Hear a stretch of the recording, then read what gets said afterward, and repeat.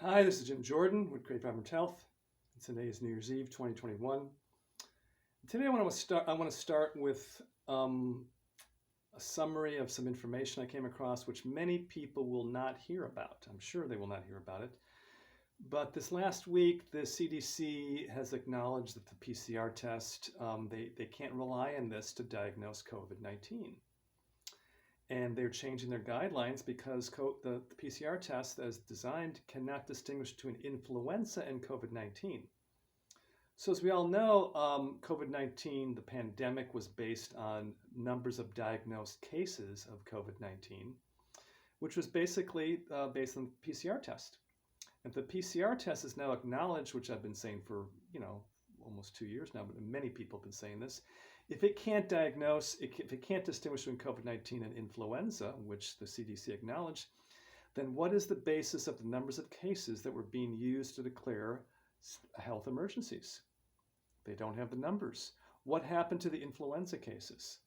For 3 years prior to COVID-19, the average numbers of influenza cases was 140 times higher than the first winter of COVID-19. The winter of November 2020 to May 2021 is the flu season, and the 3 seasons prior to an average was 140 times more cases of influenza. So what is the chance that those COVID-19 cases that we're hearing about were actually influenza cases? Well, I would say it's extremely high, almost certainly that's what happened. So what I suspect what happened is that those influenza cases were relabeled COVID-19, just as many other illnesses were relabeled COVID-19. And that's why you have the numbers, which was the basis for the executive orders, the mandates, the masking, the social distancing, the lockdowns. All this was based on numbers that the CDC now recognizes were not accurate because the test was not able to distinguish between influenza and COVID-19. So given that the CDC has now acknowledged the PCR test is not capable of making that distinction, when are we going to put an end? Are we ready to put an end to this declared pandemic? Because the same is going to happen with the new variants. The same thing. There's no way to distinguish between that and influenza. So I gave this information to some elected officials, and they're going to pass it on to, higher ups in the government in Oregon. I'm not confident much will be done with it. But what I'm doing is telling the people right now that is the truth. That is a fact. That is the CDC acknowledging that even. Okay. So there was no pandemic in 2020, and there is no pandemic now.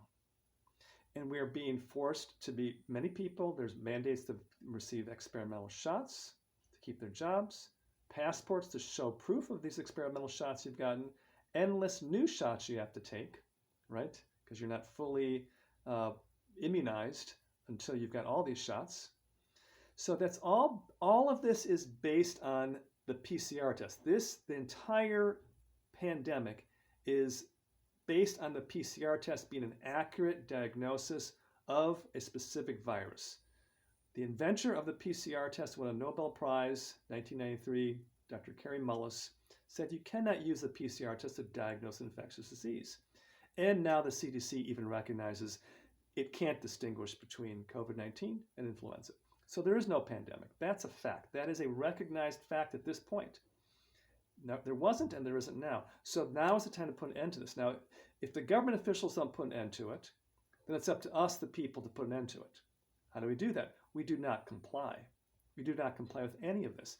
Now, there's a significant chunk of the population that will, no matter what the evidence, will continue to comply because they're gone.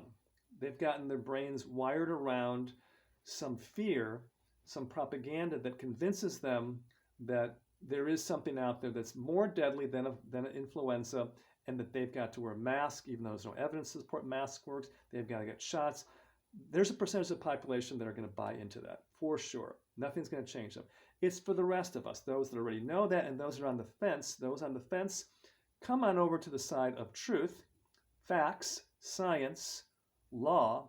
Come to that side because that's the side that's going to save our system of government, which is based on freedom and responsibility.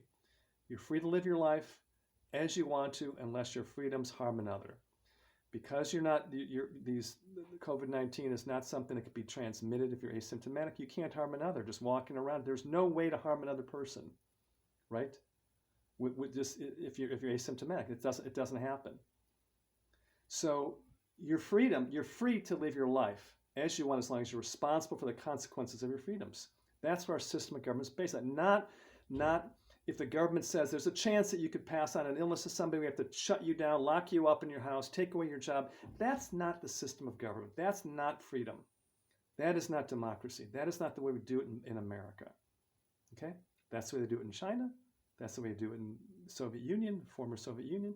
That's the way they do it in authoritarian governments. But that's not the way we do it here. Now the question is when are those people on the fence, that chunk of people, whether it's 30%, 50%, I don't know exactly the number, come on over to the side of the people here that I'm standing with, that it's crystal clear to us. There is no pandemic. There was no pandemic. The mandates are illegal. The science backs the position that I'm stating. When that happens, this is all over, right? Non-compliance is the answer, not waiting for government to reverse their mandates. They won't do that. Not waiting for anybody to do anything, but doing it ourselves. Non-compliance. Creating a new system. If your job forces you to get a shot, you can either participate in a lawsuit or you can go to another place where they don't do that. Create a new system, create new hospitals, create new schools. Parallel systems, create a parallel system. Education, economics, monetary system, communications, parallel system. Let it collapse. If people are going to still buy into the propaganda and they can't be educated, then let them collapse. Recently, I saw an interview from 1984. That's the year, right? 1984. G. Edward Griffin, the author of Creature from Jekyll Island, interviewed a KGB defector. A guy defected to the United States, was a KGB officer. This was in 1970, defected. He gave this interview in 1984 and said, even back then, he said, the job was done already. The United States has been infiltrated. Education system, I know what it's like, because when I was a young man, I hated the United States. I knew everything that we did wrong in foreign policy, all the illegal wars all the dictators we supported. I saw nothing good about America other than the fact I lived in America and I enjoyed a lot of freedom. I didn't see the balance. It's not black or white, it's gray. And among all the gray in the world, the United States is the best gray. It has the best structure. It has the best system of government. It has checks and balances, independent judiciary, right? It has states that can check the federal government. It has different branches that can check each other. It has a history. We have a history embedded in our DNA of freedom, overthrowing the most powerful government of the world at the time in the 18th century, the British Empire.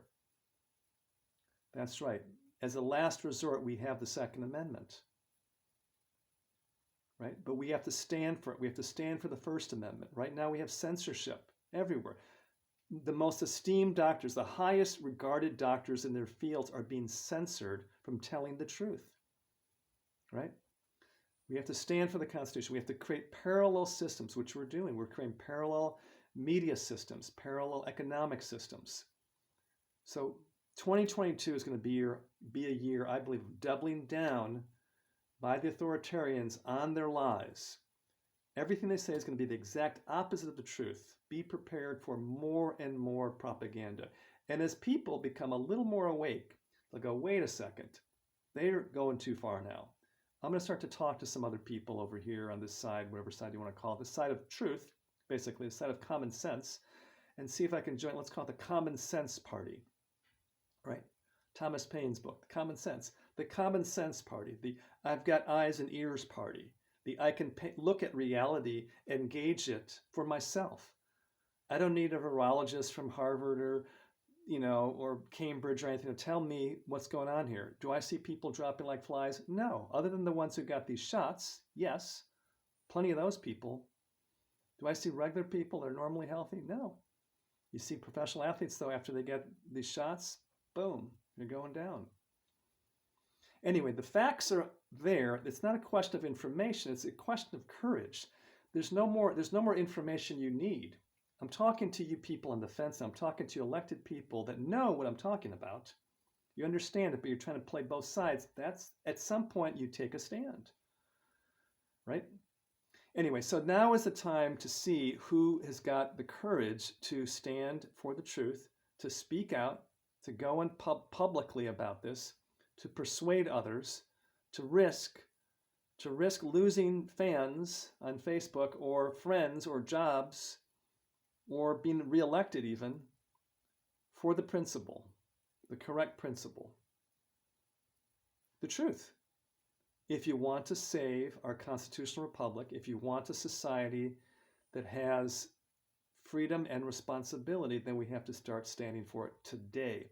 The Founding Fathers said, at the first sign of infringement upon your rights, you stand to fight. You don't wait, let it go for a year, 2 or 10 years. Let's see if we can elect somebody, a new person in who will restore those rights. Too late. Too late. All it takes is 15 to 20% of the people to be firm and have a plan and be organized to resist. Resistance is the first thing we do. Resistance is built into our system of government.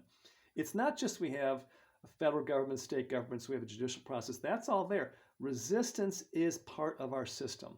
The public resistance, nullification, non-compliance, that is part of the system. That is what creates, that is what holds our freedom. That is why people flock to the United States to this day from other countries, because we have that. They don't have a history of that. Not even in Europe. Look at Austria, what Austria and Germany are doing to their people that have not gotten the shot. We have a history. We know it in our DNA, deeply in ourselves. We know when something is not right. And these vaccine mandates, passports, all this nonsense, the next variant strain is so dead. All that stuff is lies and propaganda, and you know it. The question is not to debate the facts. The question is, do you have the courage to say no and to speak out and step up and save our country? And therefore give some possibility of the rest of the world for the rest of the world. Because if we lose America to medical tyranny, the world is done. We will live in a totalitarian, not country like they did in fascism or communism. We'll live in a world of that. 2022 is going to be a big year. It could be a very dark year, or it could be a year where we move from the dark to the light. I just saw a movie called Darkest Hour, the story of Great Britain when they stood up against Hitler on their own. And there was most members of parliament wanted to negotiate with Hitler and say, look, you keep Europe and just don't invade us, we'll have a deal. And Churchill said, we're not doing that. We are not giving in. We will fight you on the seas. We will fight you on the beaches. We will fight you on the landing docks. We will fight you in the streets. We will fight you in the hills. We shall never surrender. And that spirit, at the time Britain was on the side of freedom, that spirit is what we need. Don't wait. Don't give an inch. That's my take on it. 2021 is coming to an end, and I'm looking forward to 2022. I'm looking forward to more and more people waking up. Come join me. Come join the Health Freedom Movement. Come join the party of common sense and freedom and responsibility. I'm not a Republican. I'm not a Democrat. I'm independent. It's not about political parties. I'm not in favor of any particular candidate. I'm in favor of freedom and responsibility and common sense. If those are your values, come join me. Come join my friends. This is Jim Jordan with Create Vibrant Health, wishing you a wonderful New Year's.